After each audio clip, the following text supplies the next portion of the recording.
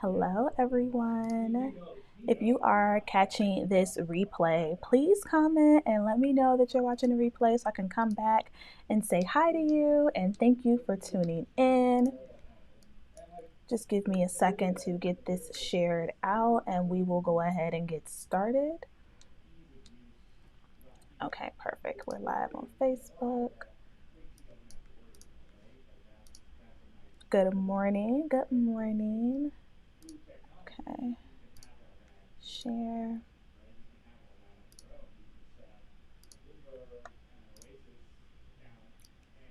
Amazing. All right. Good morning, everyone. Thank you so much for tuning in today. I hope you are having a good Wednesday morning so far. I'm going to go ahead and dive in per usual. I don't plan to keep you long. I just wanted to come and drop a couple of quick tips this morning. We're in the middle of the week and there is still a lot of time to see some sales this week, see some new clients this week, see some applications this week. Hey, Trisha. So I wanted to come on today and talk to you about the secret to attracting high ticket clients consistently into your program. And if you have a lower ticket program, of course, these strategies will 100% apply to you too. But my philosophy is if we're going to sell, we might as well sell high ticket, right? So let me quickly introduce myself. My name is Kyshira. I'm an internationally board certified success coach. My specialty is business coaching. I work with coaches of all industries and all niches. I help them get started with their coaching practice with messaging, positioning, packaging, marketing, and of course, selling, leveraging organic social media strategy. You are more than welcome and encouraged to share this video out. And of course, catch the replay if now is not a good time for you. I want to apologize if you hear any background noise. I am in my office. It is a shared space, but I'm hoping that my microphones will help with you guys being able to hear me okay. So again, I want to chat with you today about the secret to attracting clients consistently into your programs because I talk to a lot of you all day, every day, and I am feeling the frustration. I am feeling the stress in your messages and our sales conversations that we've been having around feeling like you're doing all of the things. For many of you, you're at this point where you have made obviously investments in yourself and your business. You've bought sales courses and Instagram courses and marketing courses. And you're like, girl, I'm leaving these courses and these programs more confused than when I started. I feel like I'm doing all of the things and I'm still not seeing results, right? And so when it comes to social media, most people are telling me a couple of things. One of three things is like the top thing that I'm seeing. One, you're either posting like all day, like you're doing the post 3 to 5 times a day thing on Instagram and you're just not seeing any movement. Or you're on the other side of that. You're the person that's like posting your flyer once a week and just going on about your business and wondering what's going on. That one's pretty self-explanatory. I've also had people tell me I am posting on multiple platforms. I am on Instagram and Facebook and TikTok and I'm posting multiple times a day. Nobody's biting. I'm also seeing people who tell me that they're burning cash on ads, right? And again, we know ads is not a bad thing, but when you are lacking the clarity around who you're speaking to, when you're lacking that foundation in your business model, burning cash immediately on ads may not be the best way to go. So you're either one of these three categories or you're all of these three categories. You're doing all of the things, but you're not seeing any leads. You're not seeing applications to your programs. And if you are seeing applications to your programs, they're not the right applications into your programs, right? You're getting people who can't afford it, who don't want to pay for it, who think the sales call is just a brain picking session, or they're not showing up to the call. They're just not the right fit. You know, people wanting to slide in your DMs and ask you a bunch of questions, so they never actually want to ask you for that invoice. And then on the inside, you may be facing burnout, right? Overwhelm and frustration from this just desire to be seen and heard by the right people. And it's just not happening. You really need a strong strategy that's going to get you those quality leads and quality prospects. And in my world, the difference between leads and prospects, while you can use those words interchangeably, to me, leads is more of the general population of people who follow you, who are on your email list, they're on your text list, they're engaging, they're still in that lead space. People become a prospect to me once they filled out an application. Once they filled out a form saying, I am directly interested in your program, I want more information, I want to have a call with you, that's where they become a prospect, and that is where the sales cycle begins to shift. You also need a strategy around your content creation that will make your program an easy yes during the sales cycle. I will tell you this. If you are having to do a lot of heavy lifting on your sales calls, there is an issue. There is an issue with your content. There is an issue with the sales cycle. I'm just adjusting my camera a little bit. Sorry about that, guys. So there's an issue with that. And so what I want to give you, again, I'm not going to hold you too long. I want to give you a couple of things I want you to start to look for the answer for to now shift your content strategy altogether. So when we think about our content strategy, we need to actually understand what matters to our prospective client. One of the biggest mistakes we're making with our content is we're speaking to our competitors and we're not speaking to our audience. We're very much using the jargon and the language of our industry, and we're not speaking the language of the person who actually needs to buy our product.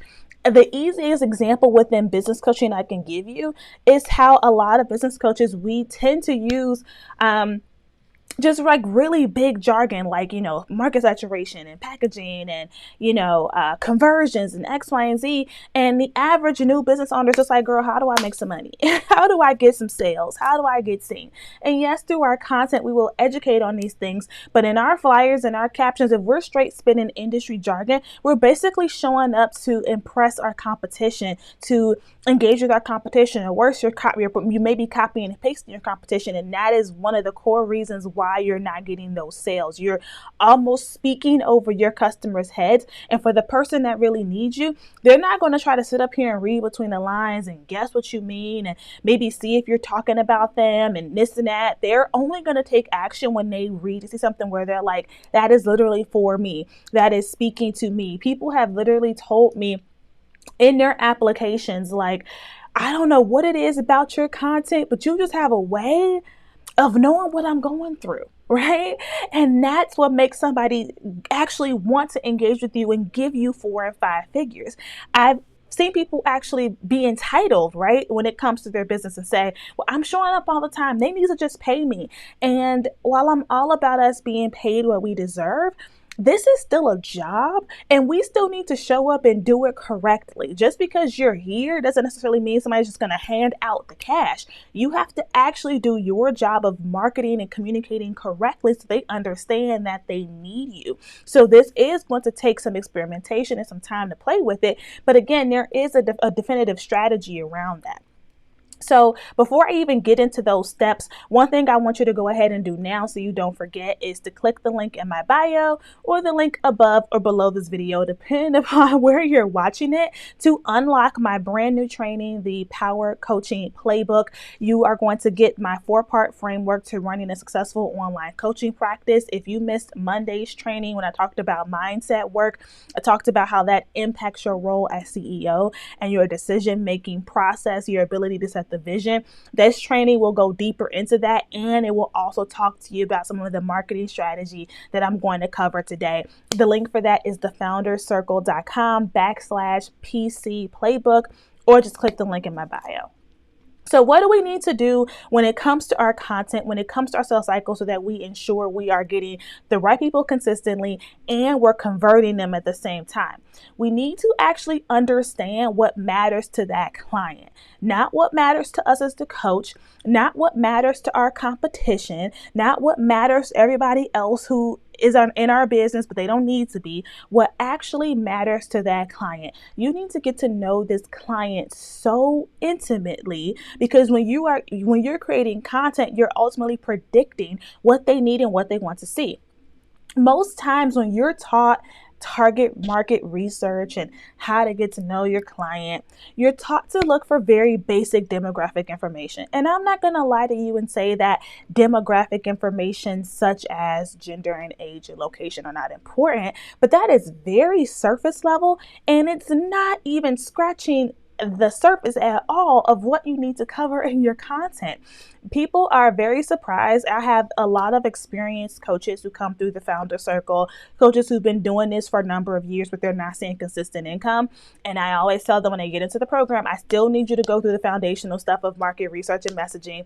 And they always have an aha moment and they'll say, I've never seen anybody teach market research like you do. And the reason why is because we're going so much deeper than just like, how old is she? And like, does she have a degree? Like, that's not telling you what to post on Instagram every day for the next couple of months at all, right? We need to get to know our clients and customers intimately. So here's 5 questions I want you to find the answer to, okay? 5 questions I want you to find the answer to. The very first question I want you to begin to consider is, what captures their attention? What captures their attention? And you can approach this from a number of different ways. But one thing you have to keep in mind with media in general is that media is moving very, very fast. Like every day, it's like there's something new. And our audience is inundated with videos, posts, statuses, ads, TV, music, podcasts, all of that stuff. Even we all experience this ourselves. So keep in mind that when they come across our content, they need a reason to stop. They need a reason to stop and actually watch it, a reason to stop and actually read it, a reason to stop and actually like it and then comment on it, a reason to stop whatever it is they were doing to click your link, to now fill out your long application or to sign up for whatever it is you have going on. So you need to understand what captures their attention. Everything from headlines, titles, language, verbiage, graphics, imagery, colors. There's a lot that plays a role in here, but I'll give you a very simple example. What made you click on this live stream video? Right? What made you click on this and what made you sit here for a little bit to watch it? The title. The title is the first thing you see. The title in my face, of course, but the title. There is a strategy that goes into titling, right? The whole 3 things and 3 ways and 3 steps is played out, honey. Like we have to have some fancier wordplay, but even along with that, it's what words are going to stop your audience in their tracks. What do they actually care about? What matters to them? What's gonna pull them in, right? One of my former team members literally used to say, she's like, you know, your best performing pieces of content are always the ones that call us out. Like I always feel personally attacked, but also just really engaged. And it's like, well, yeah, because I know my audience. I know my audience, you know, gently saying, y'all like to be called out. You appreciate the reality checks because you can see through the generic stuff. You can read between the lines of like what's happening. Like my audience isn't people who just decided to become entrepreneurs today. Like you've been pivoting, you've been testing, you've been trying things. Like I know that my audience is not at this beginner point where I need to say, okay, here's a live stream titled how to go live. Like, sure, you may want some steps on how to make your lives better, but you don't need a video on me telling you literally how to press a button, right? So that's just like a simple example.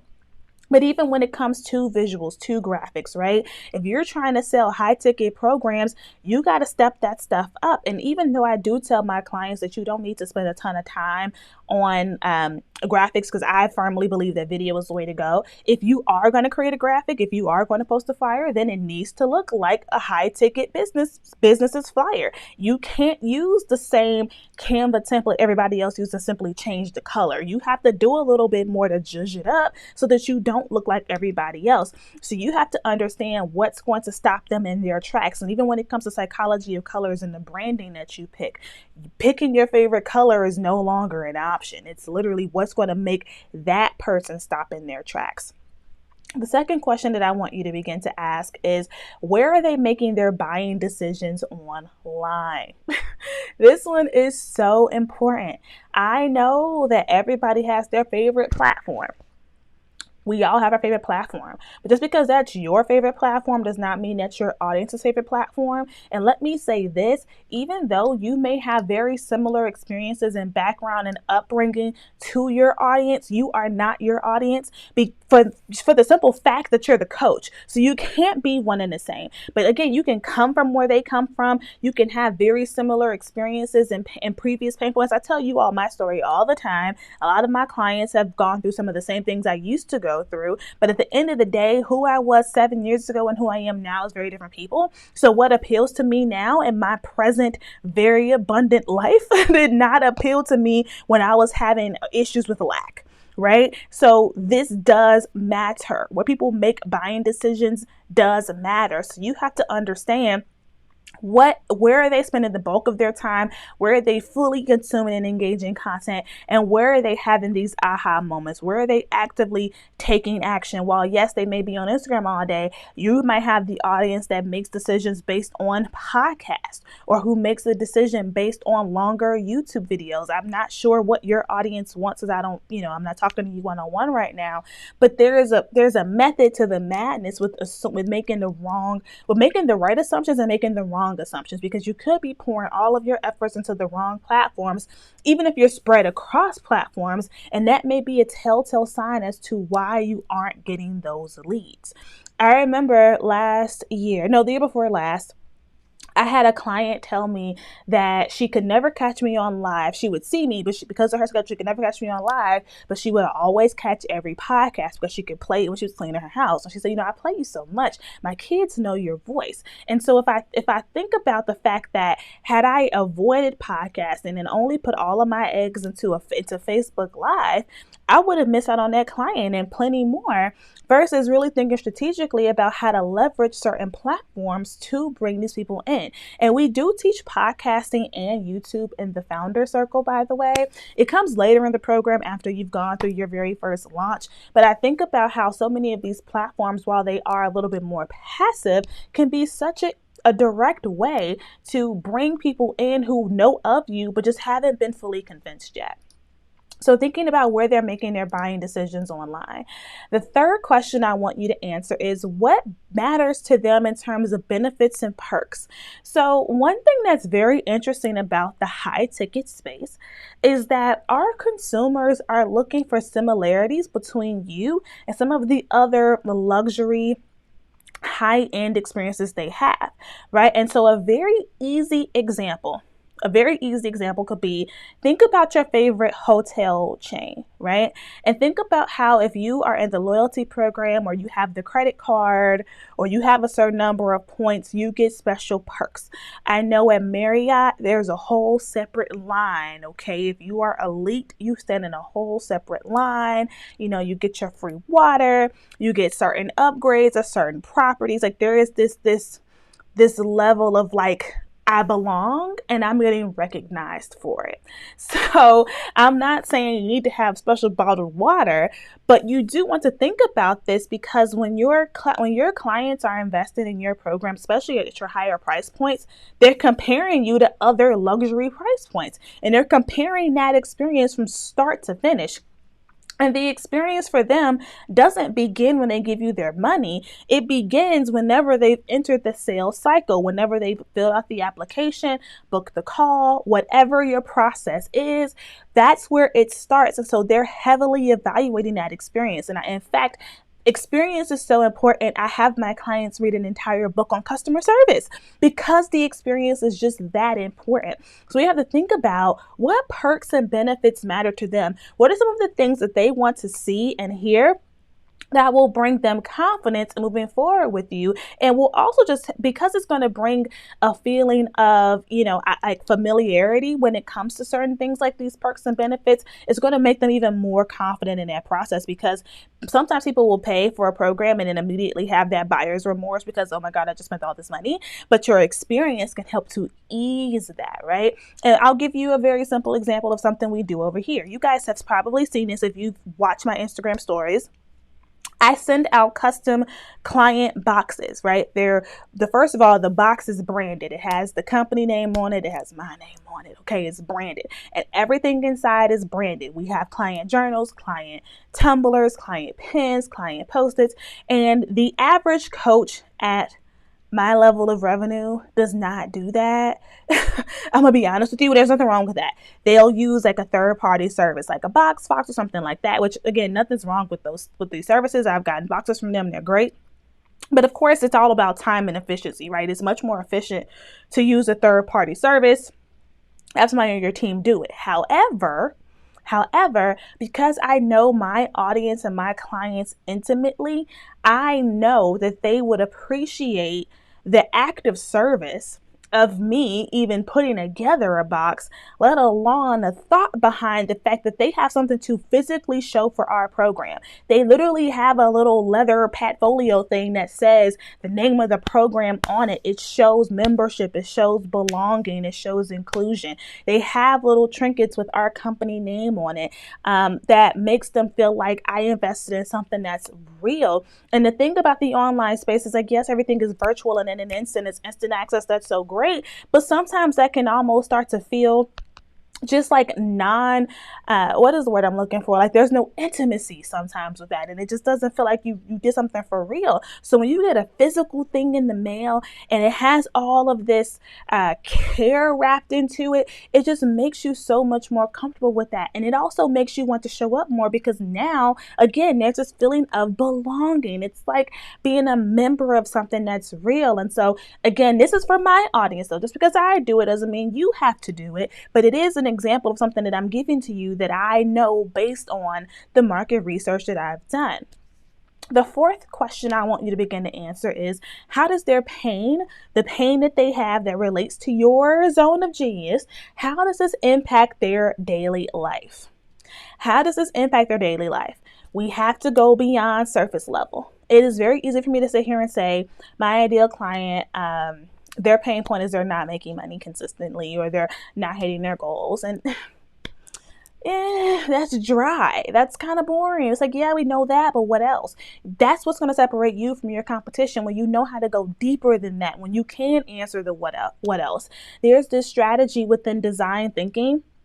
If you're not familiar with design thinking, definitely Google it. It's a great strategy. But there's this concept as part of design thinking where you actually like evaluate like your ideal customer or client's like full day in your life. Like, what does their day look like from the moment they wake up to the moment they go to bed? And it's so interesting because it'll help you to understand like all of the little points in their day where their current pain that relates to your zone of genius can pop up and impact them from a mental standpoint, a physical standpoint, an emotional standpoint, a financial standpoint. This is so important. And this particular one right here is where some of your best pieces of content, your best titles are going to come from. And the fifth question, the last question I want you to answer is, what do they truly, really want? What do they truly, really want? My life coaches, my mindset coaches, my spiritual coaches, this one in particular is for you. You have to go very specific and very deep with this. To simply say they want to find their purpose, they want to be happy, is not enough. It's not enough. You're going to have to pull out very specific manifestations, very specific desires that they want to see, and embed that into your program promise. And we do teach program promise as well, but you're going to have to do that. The next part of that, though, is not only what do they truly, really want, but why do they want it? The why they want it is what's going to actually make them pull the trigger on making that purchase. Why do they actually want that thing? Where does this desire truly come from, right? And learning how to read between the lines of what they're saying versus like what's really driving what they're saying is what's going to also make you better at sales. So you might be thinking, well, these questions are great, but how do I find the answers to those? There's a lot of different ways to find the answers. There's a lot of great tools, a lot of great surveys. You have access to your audience directly. We do teach how to navigate free market research tools in the Founder Circle, as well as how to do your own focus groups and surveys. And yes, there is a strategy to how to ask a good question. So if you do want more support with that, the Founder Circle is available to you. But in the meantime, in between time, if you want to go deeper into this concept of how do I build a solid foundation for my coaching business and make money at the same time, I encourage you to register for access to the Power Coaching Playbook. It's my brand new on-demand free training. Even even with market saturation, and maybe you've had some past failed launches, or maybe you're in a season of change, a season of pivot, a season of renewal, you can in fact still have a successful coaching business this year if you take action and you have the right strategy. The link again to access this class is in my bio, thefoundercircle.com/PC playbook is linked above and below, depending upon where you're watching this video. And with that, I'm going to let you all go. If you have any questions, you're welcome to slide in my DMs. And with that, I will talk to you all in the next session. Bye, guys.